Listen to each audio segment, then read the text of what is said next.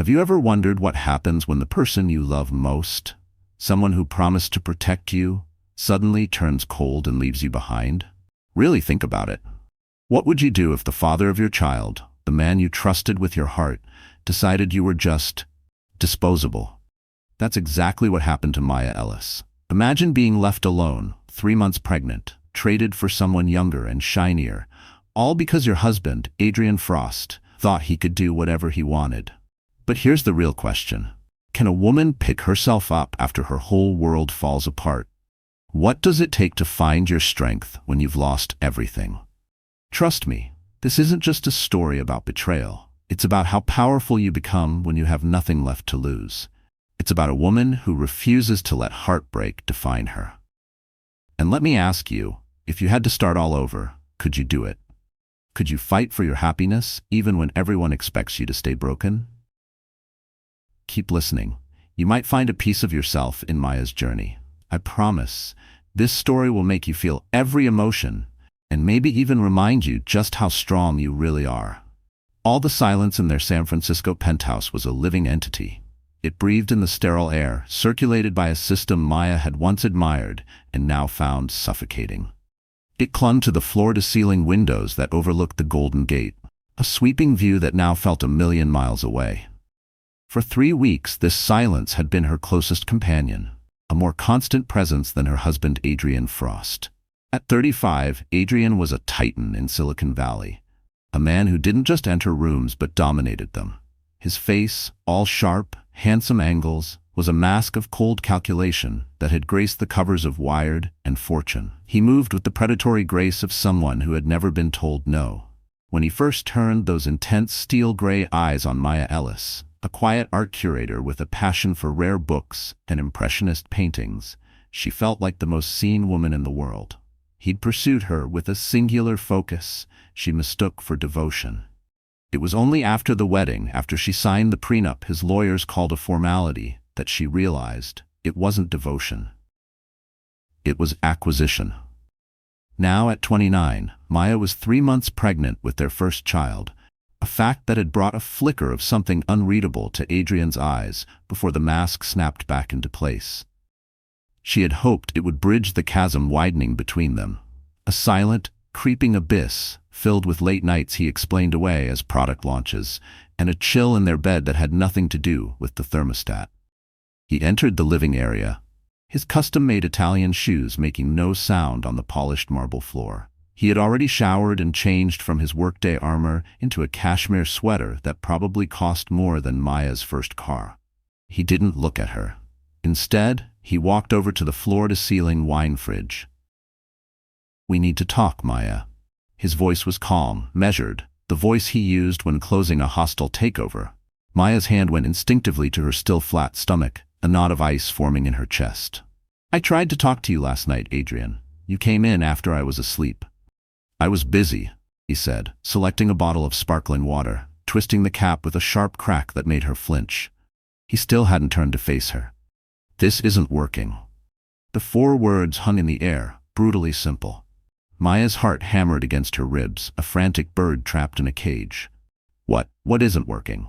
The schedule? "I can have dinner ready later. I just thought, us."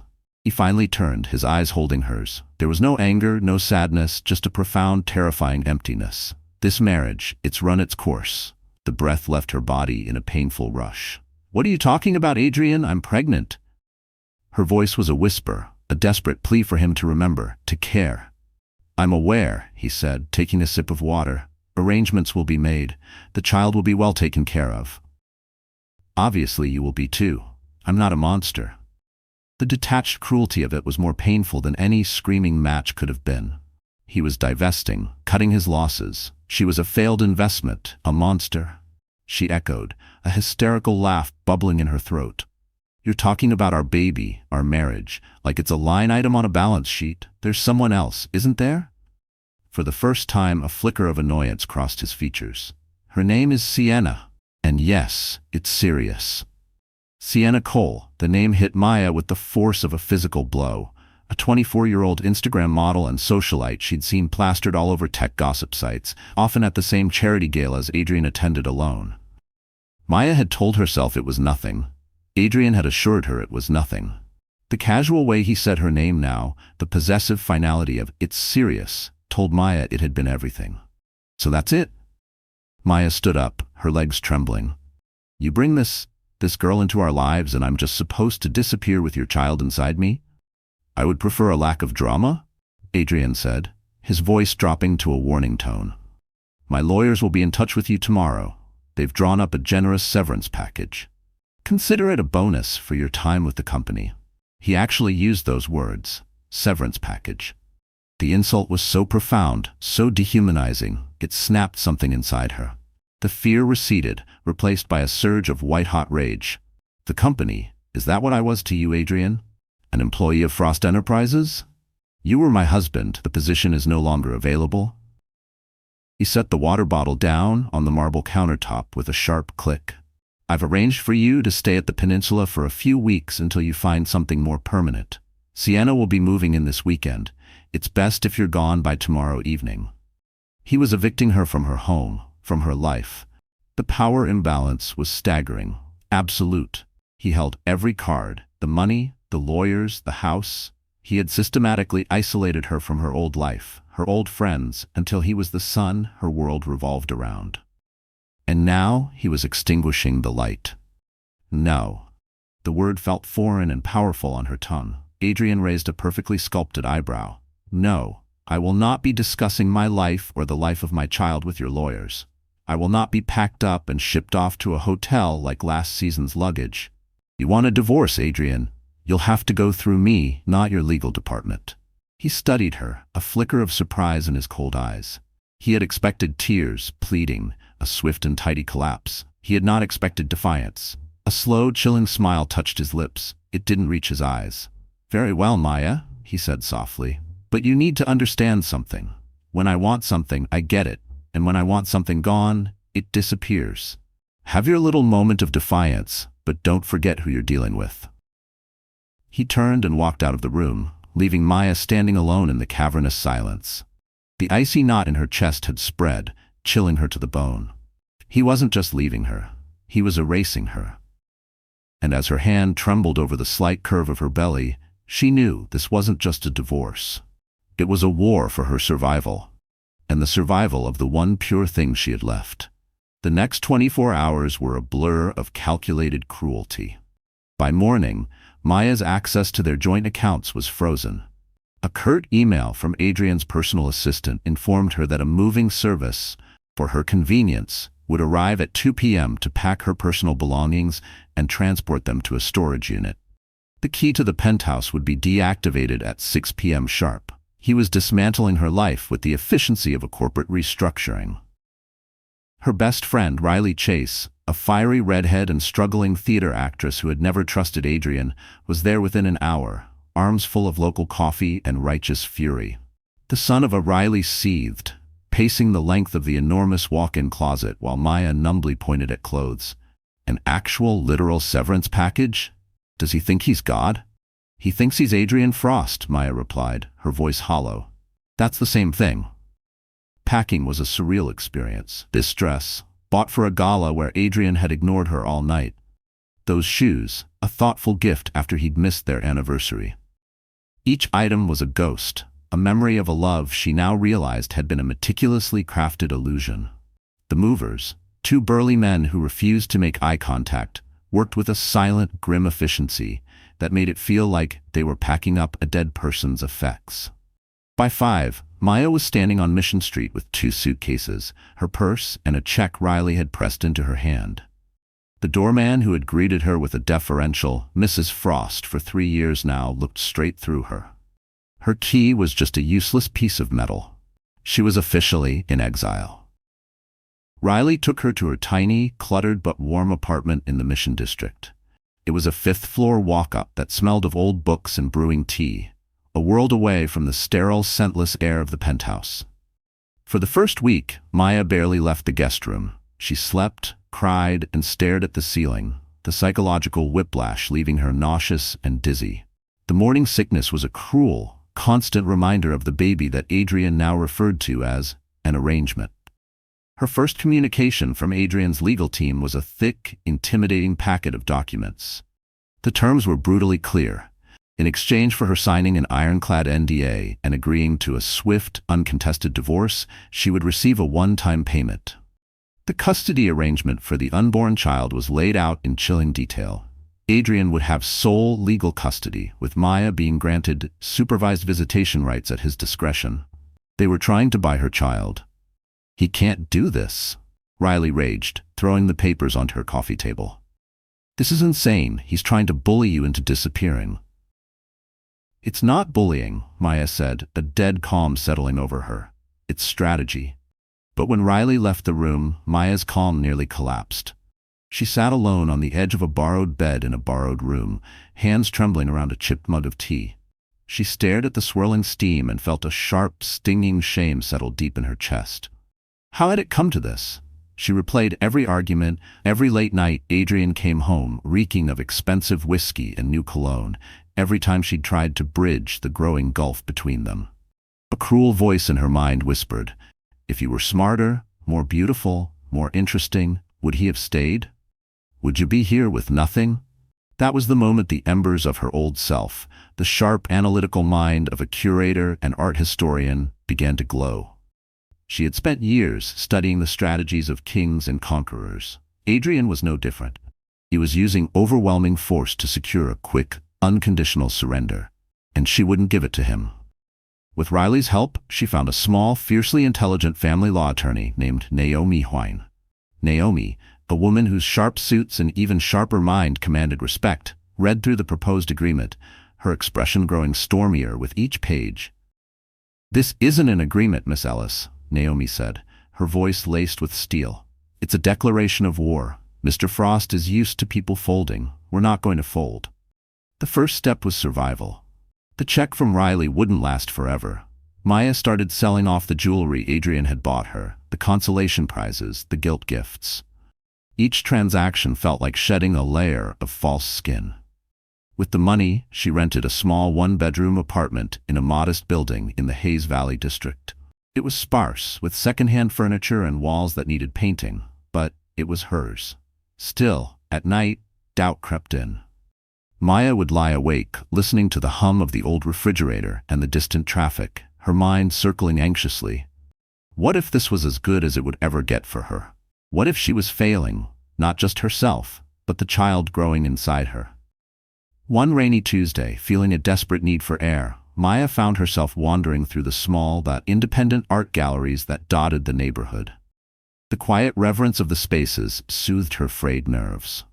In one gallery, a collection of stark, powerful photographs of urban decay caught her eye. She was so absorbed in one particular piece, a shot of a single resilient weed growing through a crack in a concrete monolith, that she didn't notice the man who had come to stand beside her. "It's incredible, isn't it? How life finds a way," a deep voice said. Maya turned. The man was tall and lean, with dark, thoughtful eyes and a shadow of a beard. He was dressed in a well-tailored but unassuming gray suit. There was a quiet intensity about him that was compelling. "It is," she agreed, turning back to the photo. "It's defiant." An apt word, he gestured to the photograph. "Most people see the decay. You see the defiance." He smiled, a genuine, warm expression that was a startling contrast to Adrian's cold smirks. "I'm Cassian Wolf." The name sent a jolt through her. Cassian Wolf, the CEO of Wolf Innovations. He was Adrian's most significant and bitter rival. They were polar opposites in the business world. Adrian was known for hostile takeovers and ruthless downsizing.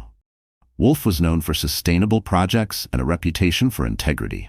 Their enmity was the stuff of tech legend. Adrian despised him with a passion that bordered on pathological. Maya's guard went up instantly. Was this a coincidence? "Maya Ellis," she said, her tone cooler than she intended. Cassian's eyes widened in recognition. It wasn't her name he recognized, but her face. He had seen her in photos on Adrian Frost's arm.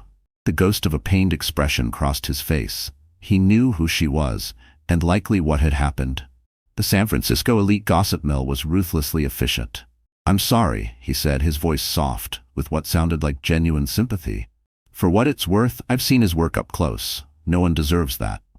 Maya bristled. She didn't want his pity. I don't know what you mean. He didn't push. He simply nodded, his gaze returning to the photograph. Well, Miss Ellis, it was a pleasure to meet you. He gave her another small, respectful smile and walked away, leaving Maya with a strange mix of suspicion and an unwelcome flicker of warmth. He hadn't been predatory or invasive. He had been kind. Meanwhile, Adrian was discovering that his life with Sienna was not the seamless upgrade he had anticipated. The penthouse, once a silent sanctuary of his control, was now filled with the chaos of Sienna's world. Her friends, vapid and loud, were a constant presence.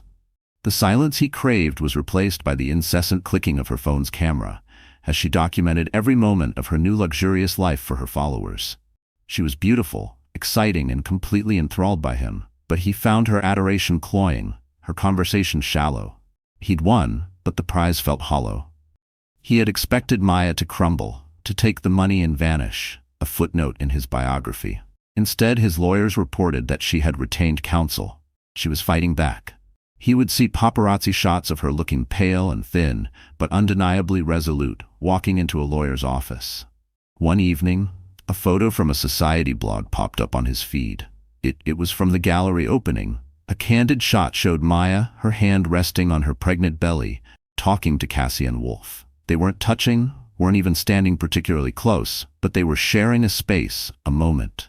A sickening, unfamiliar emotion coiled in Adrian's gut. It was hot, acidic, and tasted like poison. It was jealousy. It was possession. How dare she? How dare he? She was still Mrs. Adrian Frost. She was carrying his child. The sight of her in the same frame as his most hated rival was a personal, intolerable affront. He picked up his phone and dialed his head of security. I want to know everything about her new life, he commanded, his voice a low growl. Where she goes, who she sees, everything. And I want leverage on Wolf. Find it. I don't care what it takes. He had tried to erase her with indifference. Now he would erase her with his power. The game had changed. It was no longer about a quiet divorce. It was about utter, complete destruction. Life in Hayes Valley was a study in contrasts for Maya. The loss of immense wealth was less jarring than the return of autonomy. She learned the rhythms of the Muni, the names of the grocers at the local market, the simple joy of buying coffee without it being charged to a faceless corporate account. It was a smaller life, but it was profoundly and wholly her own. The legal battle was a slow, grinding war of attrition. Adrian's lawyers sent endless motions, demanded exhaustive financial disclosures from her pre-marriage life, and attempted to paint her as an unstable gold digger. Naomi Hine was a bulldog, countering every move with meticulous, unyielding professionalism. He's trying to bankrupt you emotionally, Naomi told her during one grueling strategy session. Don't let him. Maya's second encounter with Cassian Wolf was just as unexpected as the first. She was in a small, independent bookstore, running her hand over the spines of art history texts. When he spoke her name, Maya, she turned, startled. He was holding a biography of the architect Louis Kahn. He looked less formal today, in dark jeans and a simple, well-fitted shirt. Mr. Wolf. Cassian, please, he insisted, a gentle smile in his eyes. He gestured with the book. A fan of Kahn? I am, she admitted. I wrote my master's thesis on his use of light at the Kimball Art Museum. A look of genuine delight spread across his face. The Kimball is a masterpiece. It's practically a religious experience. For the next 20 minutes they forgot who they were, the jilted wife, the corporate rival, and became two people nerding out over architectural theory. He spoke with a passion and intelligence that was captivating. He wasn't just a developer who built glass towers. He was a man who understood the soul of a building. Listen, he said as they stood by the door.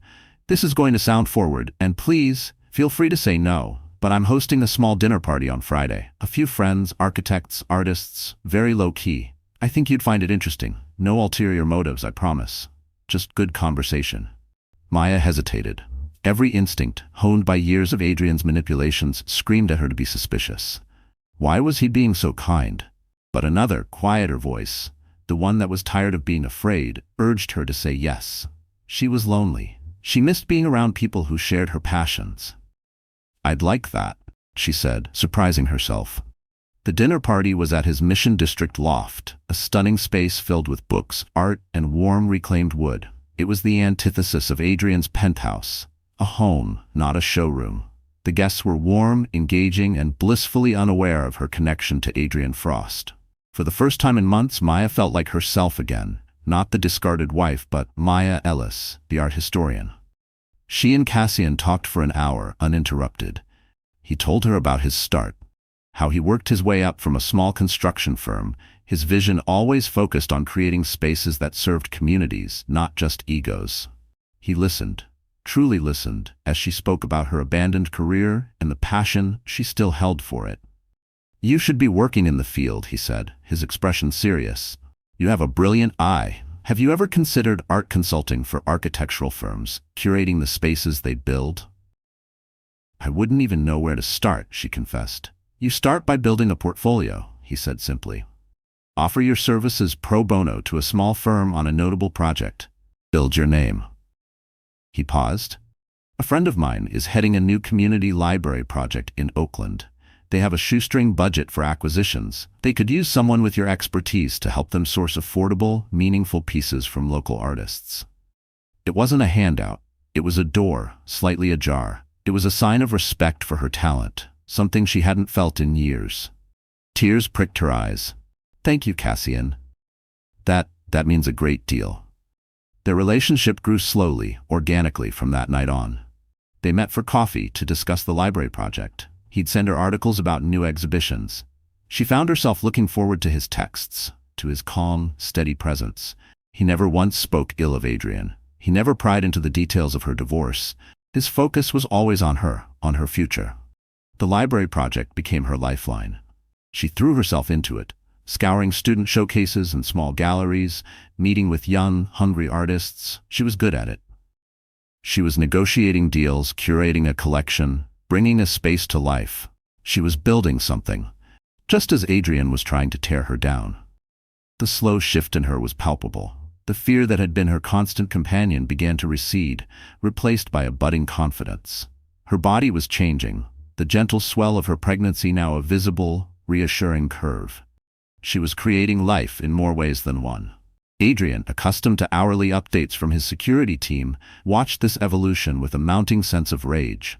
He saw photos of Maya, her face animated and happy, leaving the library site in Oakland. He saw her sharing a laugh with Cassian Wolf over coffee. The narrative he had constructed in his mind, the pathetic, broken wife, was being rewritten before his eyes, and he was not the author. His obsession, once a cold, calculated strategy, was becoming a hot, consuming fire. He saw Cassian not just as a business rival, but as a thief, stealing what was rightfully his. Not Maya the woman, but the idea of her, the mother of his heir, a Frost possession. Seeing her thrive without him, and worse with the help of Wolf, was an intolerable narcissistic injury. The legal tactics escalated. His lawyers filed a motion for an emergency hearing, claiming Maya's unstable living situation and questionable associations posed a risk to the fetus. It was a thinly veiled attack on her friendship with Cassian. Adrian's life with Sienna was deteriorating rapidly. Her constant need for public validation grated on him. He'd come home seeking sanctuary, only to find her in the middle of a live stream, pouting for her followers. One evening she confronted him, her voice shrill. "People are talking, Adrian. They're posting pictures of her with him. It's humiliating. Why haven't you crushed her yet? You promised you'd handle it." "I am handling it," he bit out, the pressure in his skull building. "It doesn't look like it," she cried. "It looks like she's winning, and you look weak." The word weak struck a nerve deep in his soul, the one place his father's corrosive voice still echoed. He looked at Sienna, at her perfectly constructed face, and for the first time he felt nothing but contempt. He had traded a diamond for a piece of glitter, and the glitter was starting to look cheap. He walked out, leaving her sputtering in a cloud of expensive perfume. He drove aimlessly through the city, rage and confusion churning within him. He ended up parked across the street from Maya's modest apartment building. The lights were on in her window. He imagined her in there, her life moving on, this new person growing inside her, a life he had created and discarded. Then he saw it. Cassian Wolf's car pulled up. He got out holding a bag of what looked like takeout, buzzed, was let in, and a few moments later, his silhouette appeared in her window next to hers. Adrian's hands clenched the steering wheel until his knuckles were white. It was no longer about strategy. It was no longer about business. It was primal. He had to break them.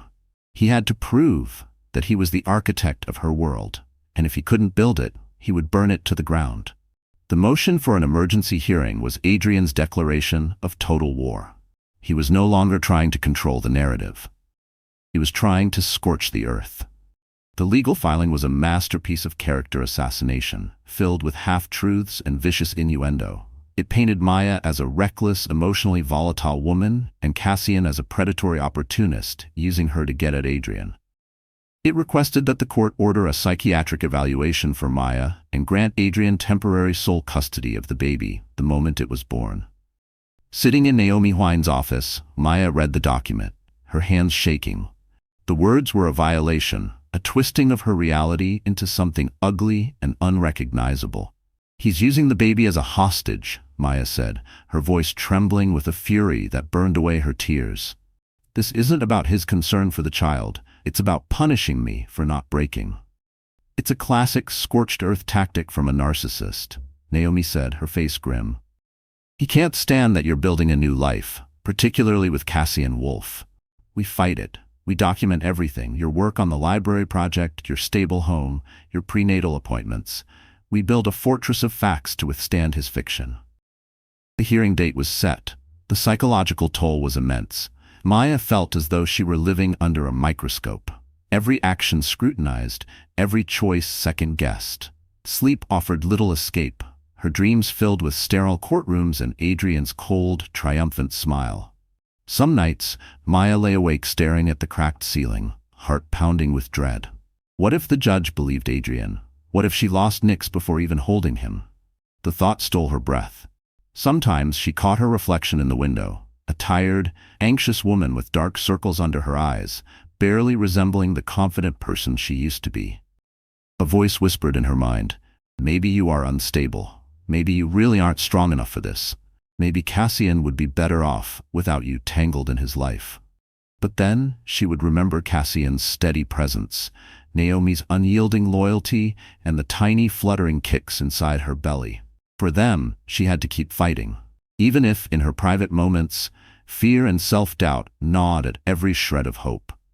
Cassian was her rock. When she called him, her voice cracking as she told him about the court filing, he was at her apartment within the hour. He didn't offer platitudes or false reassurances. He sat with her, read the entire document, and his jaw tightened with a quiet, controlled anger. "He will not win this, Maya," Cassian said, his voice a low, steady anchor in her storm. "My lawyers will coordinate with Naomi, will provide any and all documentation to refute these lies.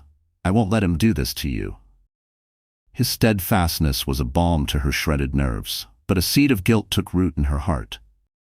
"He's doing this because of you, Cassian. If I hadn't let you into my life—" "No." He cut her off gently but firmly, turning to face her. His dark eyes were intense, serious. "He's doing this because he's a bully who is terrified of losing control. He would have found another reason, another person, to use as a weapon. This is who he is. The only thing that has changed is that you are not facing him alone." In that moment, the unspoken thing between them shifted. The slow burn of friendship, of mutual respect, finally caught fire. He reached out his hand, covering hers. It was the first time he had touched her with such deliberate tenderness. The warmth of his skin was a stark contrast to the memory of Adrian's icy touch. "I'm falling in love with you, Maya," he said, his voice barely a whisper. "I know the timing is a disaster. I know your life is a battlefield right now, but I can't pretend it's just friendship anymore." Tears streamed down Maya's face, not of sorrow, but of a profound, overwhelming relief. It felt like the first breath after being held underwater for too long. "I think I'm falling in love with you too," she confessed. But as Cassian's hand wrapped gently around hers, a sudden wave of uncertainty washed over Maya. She wondered, for a fleeting moment, if she even deserved this kind of gentleness, this chance at happiness. Her mind flashed to the judgmental whispers she imagined in every corner of her old world.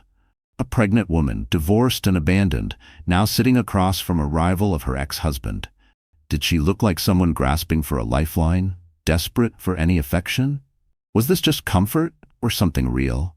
The fear of being seen as weak, or as someone using Cassian to fill a void, cut at her pride. But when she looked up, Cassian's gaze was open and unguarded, filled with genuine respect, not pity. It steadied her, just enough to say yes to hope. Their first kiss wasn't a desperate, passionate affair.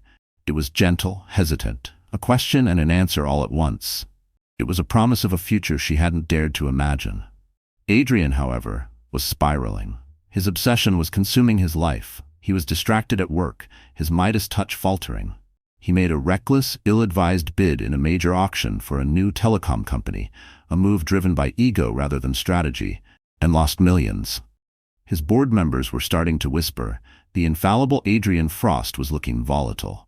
His home life was a wasteland. Sienna, seeing her dream life and Adrian's attention slipping away, grew more desperate. She alternated between screaming accusations and pathetic attempts to reignite his passion. She would dress in lingerie he'd once found exciting, and he would look straight through her, his mind miles away, parked on a street in Hayes Valley. "What does she have that I don't?" she shrieked at him. One night after he'd spent an hour silently staring at his phone, a private investigator's photo of Maya and Cassian leaving a restaurant on the screen. "Nothing," Adrian snapped, the lie tasting like ash in his mouth. But it was a lie. Maya had a quiet strength he had mistaken for weakness. She had a resilience he couldn't break. She had a core of integrity that made Sienna's desperate machinations look tawdry and cheap. Maya had been real, and he had thrown her away for this. This performance, Sienna's fear and jealousy curdled into something venomous. She saw Maya not just as a rival for Adrian's affection, but as the wrecking ball to her carefully constructed future. If Adrian's empire crumbled, so did she. She had clawed her way out of a destitute background she hid from everyone, and she would not go back. She decided to take matters into her own hands. She found Maya's address. One afternoon, she appeared at the door of the Hayes Valley apartment, dressed in a staggeringly expensive outfit, her face a mask of false concern. Maya opened the door, her heart sinking. "Sienna, what do you want?" "I'm worried about you, Maya," Sienna began, her voice dripping with manufactured sympathy. "And I'm worried about Adrian. This war between you, it's destroying him." "This war was declared by him," Maya said coolly, not inviting her in. "But you keep fighting back," Sienna pressed, her eyes glinting. "You and Cassian Wolf. Do you have any idea what you're doing? You're making Adrian look weak, and that's the one thing he can't tolerate. He'll ruin you. He'll ruin Wolf. He will burn everything to the ground before he loses." "Is that a threat?" Sienna's facade cracked, a sneer twisting her perfect lips. "It's a fact." "You think you're so righteous, don't you? The poor, abandoned wife. But you're not as innocent as you look. I know you were feeding him doubts about me long before I came along. I know you were playing the victim to make him feel guilty." Maya stared at her, bewildered. "What are you talking about? I never did that." "Oh, please," Sienna scoffed. "Don't play dumb. You think you can just take him back? He doesn't want you. He's only doing this because his ego is bruised. Leave him alone. Disappear. Take the money and go. It's the best thing for everyone, especially your baby." The confrontation was bewildering. Sienna's accusations were nonsensical, but it was also revealing. Sienna wasn't a confident victor. She was terrified. She was standing on a trapdoor, and she knew it. The exchange, however, had been observed. A man in a parked car across the street had filmed the entire thing on his phone. He was a private investigator, but he wasn't working for Adrian. He was working for Cassian. After the court filing, Cassian had, with a heavy heart, hired a discreet firm to tail Sienna, suspecting she was more than just a passive player in Adrian's cruelty. He needed to protect Maya from all angles. That night, Cassian watched the video. He saw Sienna's desperation, heard her bizarre, baseless accusations. Something felt off. On a hunch, he had the investigator do a deep dive, not just on Sienna Cole the influencer, but on who she was before. What he found was the hidden motive, the secret that powered her entire existence. And it was the key that would unlock Adrian's self-made prison and bring his carefully constructed world crashing down. The day of the custody hearing dawned gray and oppressive, the sky over San Francisco the color of bruised slate. The courtroom was a cold, wood-paneled box designed to intimidate and diminish. Maya sat beside Naomi Huyn, her back straight, her hands clasped tightly over her 6-month pregnant belly. Cassian sat 2 rows behind her, a silent, solid presence. Adrian sat at the opposing table, flanked by a team of 3 lawyers. He looked impeccable in a dark, severe suit. His face was an unreadable mask of stone. He refused to look at Maya, his gaze fixed on the judge's empty bench. He radiated an aura of immense, unshakable power. The hearing began, and Adrian's lead attorney, a slick, silver-haired man named Lincoln Graves, went on the attack. He painted a picture of Maya's life as one of instability, citing her move to a less secure neighborhood and her inadvisable relationship with a man known to have a vendetta against Mr. Frost. He was weaving a fiction of recklessness, and with every word Maya felt her reality slipping. Then Naomi Huang rose to speak. "Your Honor," she began, her voice calm and clear, "we are not here today because of my client's instability. We are here because of Mr. Frost's obsession." Naomi systematically dismantled their case. She presented Maya's lease, her prenatal records, glowing letters of recommendation from the library board. She presented a detailed report from a child psychologist who had evaluated Maya and found her to be remarkably resilient and eminently prepared for motherhood. Then she played her trump card. "Your Honor, the petitioner claims my client's association with Mr. Cassian Wolf is a source of instability. I would argue it is Mr. Frost's reaction to this friendship that is the real cause for concern." She turned to Adrian's table. "Mr. Graves, is your client aware that his companion, Miss Sienna Cole, paid a visit to my client's home 2 days ago?" A flicker of surprise in Adrian's eyes. He shot a glance at Sienna, who sat in the front row, suddenly pale. "And is he aware," Naomi continued, her voice rising, "that Miss Cole threatened my client? We have a sworn affidavit from a witness." Graves objected, but the judge, her interest piqued, allowed it. The mood in the courtroom shifted. The first crack appeared in Adrian's monolithic facade, but Cassian knew this wasn't enough. Adrian could dismiss Sienna's actions as those of a jealous woman. He had to detonate the truth. During a short recess, he approached Naomi and Maya, his face grim. He held a thin file. "There's something you both need to see," he said. "It explains everything." He laid out the findings of his investigator. Sienna Cole was born Vera Clough, her father a small-time contractor in New Jersey who had been driven into bankruptcy and despair. A decade earlier, after his company was deliberately crushed in a hostile materials buyout, the man who orchestrated that buyout, who saw a tiny competitor and decided to extinguish it for sport, was a young, ruthlessly ambitious Adrian Frost. Vera's father had taken his own life 6 months later. Maya gasped, her hand flying to her mouth. It wasn't a coincidence. It was a long-con revenge plot. She didn't just meet Adrian at a gala. Cassian explained, his voice low and urgent. She targeted him. She studied him. She spent 2 years maneuvering herself into his orbit. She learned his weaknesses, his ego, his rivalry with me. She likely fed him lies about you, Maya, fanning the flames of his insecurity to push him into her arms. This was never about love. It was about vengeance. She wanted to become his wife, secure her future, and then destroy him from the inside, just as he destroyed her family. The pieces clicked into place with sickening clarity. Sienna's bizarre accusations, her desperation, her intimate knowledge of how to manipulate Adrian's ego. Adrian, returning to the courtroom, saw the 3 of them huddled together, saw the file in Cassian's hand, and a cold dread, an emotion he hadn't felt since childhood, began to seep into his bones. When the hearing resumed, Naomi Huang requested permission to call a surprise witness to the stand, Sienna Cole. Panic flared in Sienna's eyes. She tried to refuse, but the judge, her curiosity now fully engaged, compelled her on the stand. Under Naomi's razor-sharp questioning, Sienna's composure crumbled, the lies unraveled. When Naomi produced a copy of her father's bankruptcy filing, with Adrian's signature on the acquisition papers, Sienna broke completely. "He deserved it," she sobbed, the words tearing out of her raw and full of a decade of hate. She looked directly at Adrian, her face a mess of tears and smeared mascara. "He took everything from us. He smiled while he ruined my father. I was going to take everything from you, Adrian. Your company, your name, your son. I was going to make you feel what it was like to have nothing." A collective gasp went through the courtroom. Every camera, every eye turned to Adrian. His mask didn't just crack, it shattered. The revelation was a cataclysmic blow. He stared at Sienna, this woman he had chosen, and saw not a prize, but a viper he had willingly brought into his bed. He saw the last year of his life not as a series of choices he had made, but as a script written by the vengeful daughter of a man he barely remembered ruining. His betrayal of Maya wasn't even his own idea. It was a symptom of his own vanity, expertly manipulated. The power he cherished, the control he wielded with such arrogance, was an illusion. He had been a puppet. He looked at Maya, truly looked at her for the first time in a year. He saw the woman he had loved, the quiet strength he had callously misjudged, the life they were supposed to have.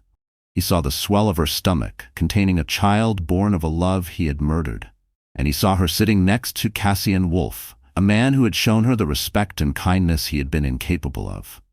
The judge's voice was a distant buzz. The lawyer's words were meaningless noise. The entire foundation of Adrian's identity, the master of the universe, the man in control, had been pulverized. He had lost everything. Not his money, not his company, but the one thing he now realized was priceless. A genuine human connection. He hadn't just been left. He had been exposed as a fool. He stood up abruptly, his chair scraping loudly against the floor. He didn't say a word. He simply turned and walked out of the courtroom, his shoulders, for the first time in his life, slumped in defeat. He pushed past the scrum of reporters, his face a ghastly shade of white. He had entered the courtroom as a king demanding his property. He left as a hollow man, haunted by the ruins of a life he had single-handedly and so stupidly destroyed. The reckoning had come not from a rival or a market crash, but from the ghosts of his own cruelty. The aftermath of the hearing was a quiet implosion. The case was dismissed, Adrian's petitions withdrawn, with a 2-line email from a junior lawyer at his firm. The story, however, exploded. The tale of the cold millionaire, his vengeful mistress, and the resilient wife became the talk of San Francisco. But for once, the narrative centered not on Adrian's power or Sienna's deceit, but on Maya's quiet dignity. Adrian disappeared from public view. He retreated to his silent penthouse, but the silence was different now. It was no longer a symbol of his control, but a reflection of his emptiness.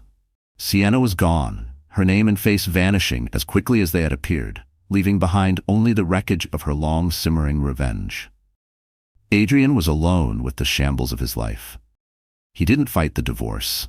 The papers were signed without contest. He ceded everything Maya and Naomi asked for: full legal and physical custody of the baby to Maya, a generous and unconditional child support trust, and the formal transfer of a significant portion of his liquid assets to her. It wasn't a negotiation. It was penance. 3 months later, Maya gave birth to a healthy baby boy. She named him Phoenix, but called him Nix. He had her warm brown eyes and a stubborn tuft of dark hair. There were moments, even in the quiet of the hospital room, when Maya doubted herself. As she rocked Nix to sleep, she whispered silent promises, but also silent fears.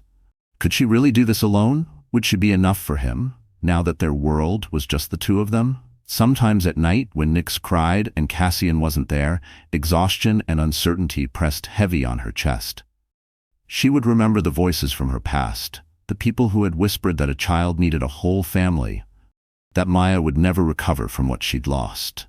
But each morning, when Nix's tiny fingers curled around hers, a fierce resolve rose up in her again. Maybe she would never be perfect, but she would fight for her son's happiness with everything she had. Holding him in her arms in the quiet hospital room, Maya felt a sense of peace so profound, it felt sacred. The war was over. Her new life had begun. Cassian was there. He had been there through the final months of her pregnancy, a quiet, constant source of strength and love. He held Nix with a tenderness that made Maya's heart ache with a fierce, protective joy.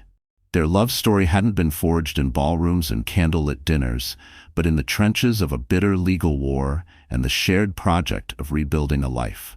It was stronger for it. Even as Maya watched Cassian with her son, her heart sometimes twisted with guilt and gratitude. Guilt that she relied on him so much, and gratitude that he never made her feel weak for needing help. At times, she caught herself comparing her life to those she saw in glossy magazines. The perfect families, the effortless mothers. She would wonder, in her most vulnerable moments, if Nix would one day resent the choices she'd made or wish for a different story. But those doubts always faded when she saw Cassian's eyes, steadfast and full of quiet admiration, and when she saw her son's smile. She was not perfect, but here, in this new life, she was whole. 6 months after Nix's birth, Maya received an unexpected email. It was from Adrian. It was short, stripped of his usual corporate jargon, and shockingly direct. "Maya, I know there are no words that can undo the damage I have done. I was a fool, blinded by an arrogance I mistook for strength. I betrayed you, and I betrayed our son before he was even born. I expect nothing from you, not forgiveness, not a second chance, but I would like to be a father to Nix, not a provider, not a name on a trust fund, but a father. I have started therapy. I am trying to understand the man I became and to become a better one. If you would ever be willing to allow it, I would like to see him. The terms would be entirely yours." Adrian. Maya read the email several times. The old Adrian would have sent a demand through his lawyers. This message was different. It was stripped of ego. It was the sound of a man who had finally hit rock bottom and was beginning the slow, painful climb back up. She talked it over with Cassian. His response was, as always, measured and supportive. "Nix deserves a father," he said. "If Adrian is truly willing to do the work, to be a good one, that's a gift to your son. But the choice is yours, Maya. You're in control now." But even as Cassian spoke, Maya's chest tightened with anxiety. She worried about letting Adrian back into Nix's life, worried he might one day disappoint their son the way he'd disappointed her. What if Nix grew up and resented her for keeping his father away? What if Adrian's presence reopened old wounds Maya had fought so hard to heal? She spent long nights staring at the ceiling, listening to Nix's soft breathing, debating what was truly best for him. The world was full of people ready to judge a mother's choices, but only Maya knew the cost of every decision, every risk. And still, she made her choice with a mother's hope that people can change, and that her son deserved the chance to know both the pain and the possibility of forgiveness. She agreed to a meeting in a public park on a crisp autumn afternoon. Adrian looked different. He had lost weight. The arrogant swagger was gone, replaced by a hesitant uncertainty. He didn't try to touch Nix at first. He just looked at him, his eyes filled with a universe of regret. That was the beginning of Adrian's redemption. It wasn't a grand cinematic arc. It was a slow, painful, and private process. It was awkward, supervised visits in the park. It was him learning how to hold his son, how to change a diaper, how to exist in a room without trying to command it. He sold the penthouse, moved into a smaller, more human-scale apartment. He stepped down as CEO of Frost Holdings, taking a less public role on the board. He was dismantling the monument he had built to his own ego, stone by stone. He never got Maya back.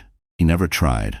He saw the easy, genuine love between her and Cassian, saw the stable, happy home they were building for Nix. He understood with a clarity that was both painful and freeing that he had forfeited his right to that life. His redemption wasn't about reclaiming what he'd lost, but about honoring it from a distance. It was about becoming a man worthy of being Nix's father. During those years, Maya sometimes still questioned herself. Was she being too generous or not generous enough? There were days when the pain of the past would sneak up and catch her off guard, when she'd see Adrian push Nix on a swing and feel a knot of old fear twist inside her. But as Nix grew, Maya saw that the boy was happy, open, curious, loving. That was the only answer she needed. 2 years later, Maya, Cassian, and a laughing, toddling Nix were feeding ducks by the pond in Golden Gate Park. It was a perfect Sunday. Maya, now a sought-after art consultant with her own small successful firm, felt a sense of contentment so deep it was like sunlight warming her from the inside out. Across the pond, partially hidden by a willow tree, Adrian watched them from a respectful distance. He would never interrupt the life they'd built. A few months later, surrounded by close friends and family, Maya and Cassian were married in a simple, sun-drenched ceremony overlooking the bay. Nix, clutching a tiny bouquet, stood between them as they exchanged vows. Cassian's hand trembled as he slid the ring onto Maya's finger, but his voice was steady when he promised her forever. Their love story wasn't about fairy tale beginnings, but about rising from the ashes and building something real together. As Maya looked around at her husband and her son, she knew this was what true happiness felt like. A second chance, hard-won and fiercely cherished. He wasn't spying. He was just watching. He saw his son happy and loved. He saw the woman he had thrown away, radiant and thriving. A sharp pang of his colossal loss struck him as it always did, but this time it was followed by something else. A quiet sense of gratitude. Gratitude that they were okay. Gratitude that despite his best efforts to destroy it, this beautiful life existed. He gave a small, sad, accepting smile. He had been a cold millionaire who had lost it all, but in the losing, he had found a sliver of his humanity. It wasn't the ending he would have ever chosen, but it was the one he had earned. He turned and walked away, not a titan of industry, but just a man, finally understanding the true measure of wealth. And so Adrian Frost learned the hardest lesson of all. You can't put a price on a human heart. Maya's journey from the depths of betrayal to a life filled with authentic love and purpose is a powerful reminder that our greatest strength is often forged in our deepest pain. This wasn't just a story about a rich man's downfall. It was about a woman's incredible rise. It shows that true power isn't about control or wealth, but about resilience, forgiveness, and the courage to build a new life from the ashes of the old. So the story has ended. Our wonderful friends, are you still here with me right now? If you are, I know there's something in this journey that touched your heart, maybe even in ways you didn't expect. I want us to take a moment together, just you and me, to really look at what we can learn from Maya's story. Because her pain, her hope, and her fierce fight for a new beginning? That's something so many of us carry inside, often in silence. You see, life doesn't always give us happy beginnings. Sometimes it breaks us open so we can become someone stronger, more compassionate, more true to ourselves. Maya was discarded by the man she trusted most, left to pick up the pieces while the world watched. But instead of letting her heartbreak define her, she faced her pain, she asked for help, and she slowly built a new life. Not perfect, but real. And finally, hers. If you ever find yourself feeling invisible or unworthy, remember, true strength isn't about never falling. It's about rising, again and again, even when your hands are shaking. As the saying goes in heterodoxism, it is in the darkest night that the stars shine brightest. Maya's story reminds us that every ending is just the beginning of another chapter. Forgiveness, both for ourselves and for those who hurt us, is never easy. But sometimes it's the only way to truly heal. And sometimes letting go of what broke you is the only way to discover what can make you whole. So if you're still here, if your heart aches a little, or if you're rooting for Maya because you see a bit of yourself in her, trust me, you are not alone. Your pain is valid and your resilience is extraordinary. If you felt something from this story, please like, share, and subscribe to our channel. There are so many people out there who need to hear that it's okay to start over, to hope, and to believe that happiness is possible, even after heartbreak. Let's keep sharing these stories and remind each other. You are stronger than you think, and your best days might still be ahead.